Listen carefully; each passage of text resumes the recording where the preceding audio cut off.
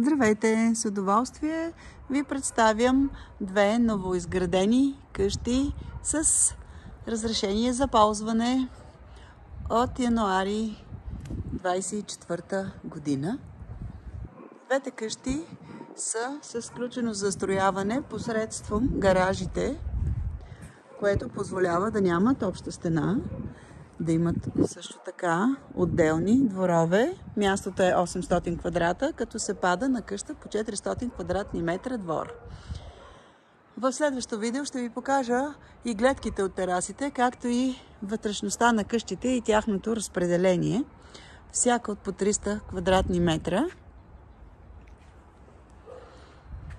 Тук може да бъде изграден и парапет или малка стена, за да имате вашата индивидуалност и да не съжителствате, ако искате, с съседите.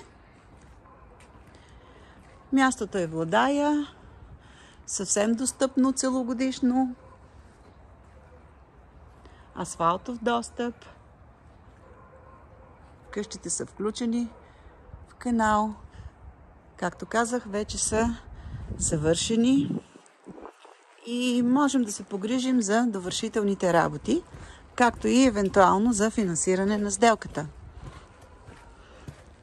На разположение сме да ви покажем къщите и в почивните дни, в случай, че работите и нямате това време през работната седмица. Ето, това са къщите от фронталната страна. Да. И ето как е сключено застрояването. Има големи гаражи и тераси отгоре. В следващото видео ще ви представя, както казах, гледката. До скоро!